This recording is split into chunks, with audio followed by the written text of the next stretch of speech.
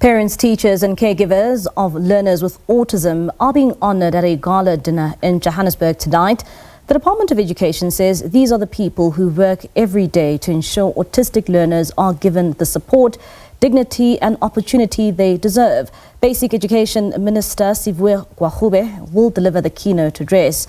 And we're now joined by SABC News reporter Mbalenhle Mthethwa, who is also attending this dinner. Mbalenhle, tell us more about what is taking place where you are at this evening.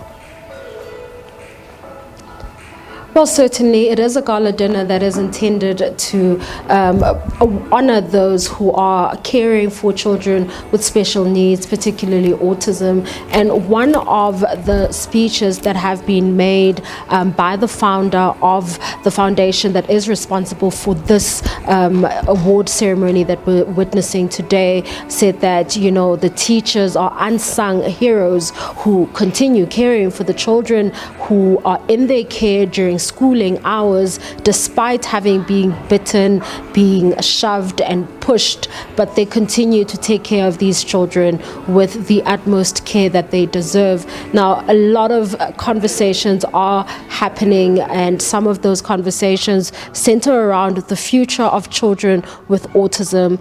Parents are asking what happens after school.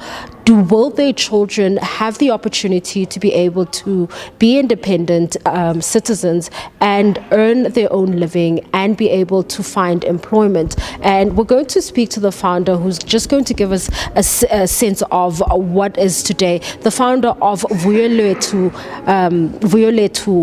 Haven, which is a non-profit organization. Thank you so much for taking the time to speak to us, Ayanda. Thank you for coming out. Yes. Now, Vuyolethu does a lot of work in terms of assisting children living with autism. Talk to us about what exactly it is you do. So Vuyolethu Haven is an organization that supports parents, educators and caregivers, and we go out there and we go into schools, we go into families' homes, we go into the community, and we try and advocate about the support level of support that's required for children such as our children. Autism is one of the most expensive disabilities to have, and because our children do not present physically, it is then misunderstood, and our goal as an organization is to go out there and create an understanding and create and dispel the stigma that shrouds autism. Certainly. Now, one of the things that you've said is that these teachers who are in the care are really unsung heroes, you know, and what you've also called for is parents not hiding their children away with autism. What do you think is the cause for all of this, you know? Do you think that more education needs to happen? And obviously this is why your organization exists. I mean, the fundamental right of every child in this country is education, and that's been stripped from our children with autism because of the challenging behaviors that they exhibit. So this is why the educators are absolutely unsung heroes. They are able to support these children, or they continue to support these children even though the behaviors are so challenging. What we need to do as a society is we need to say, hey, this child's got the right to an education. What do we now need to do to make sure that happens, and what that education looks like? Because a lot of these kids, some of them will go through mainstream education and be fine, but a lot of them might not. So we need to be able to change and morph that curriculum to suit every single child, because dignity is in making sure that you can look after yourself. So it's getting that dignity back into our communities and our children.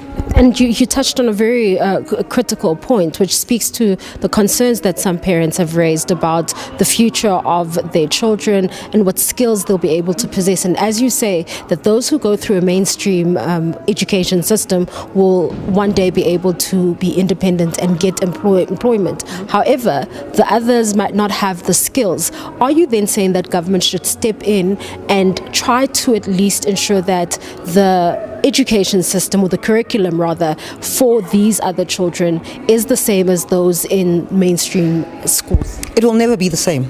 that level of education, we need to differentiate between mainstream education and individual, because once you've seen one autistic person, you've seen just that. So that one need is totally different to another person's need. So we need to be able to differentiate and make sure that we are catering for each and every individual. It's not a slapdash, same thing, let's go, let's run. It's differentiation. And it's not, the onus lies not only on government, it lies on me, on you, my neighbor, my mother, my father. It's the community. And I say something that I said earlier, it's ubuntu. I am because you are. And we need to embrace that. So how do we address the skills need? The skills need is corporates. Corporates need to stand up and support. Corporates need to start thinking out of the box. Corporates need to support our children and make sure that they make space for our children within the workplace. Government can't do that. Government can support. Government can put initiatives in place, but it is a corporate responsibility. That social corporate investment that loads of companies have, this is where they should be, at least some of the channel of the money should be channeled towards this cause. And do you think that they should also create an environment where, people with autism can come in and work, or people with different spectrums are accommodated in the workplace? Absolutely. I mean, if you look at the general idea of autism, they are the most productive members of your organization because they struggle so much with social interaction. You're not going to find them standing in a printer talking like Ayanda will do for hours and hours on end instead of working. They are so structured, and if we as corporates, as organizations, take that and go, how can I grab that and use that to my benefit, you're guaranteed to have a successful employee. There you have it. That is the founder and the chairperson of the Vuyoletu Foundation, which is responsible for the event and goes out into schools as well as households, educating and providing psychosocial skills, or rather services, to families who have children living with autism in order to be able to take better care of those children. For now, though, it is back to you in studio. Balenhle Mthethwa, thank you so much there for that update. That's SABC News reporter Balenhle giving us an update on that gala dinner which is underway, honouring those teachers and those in the autism space.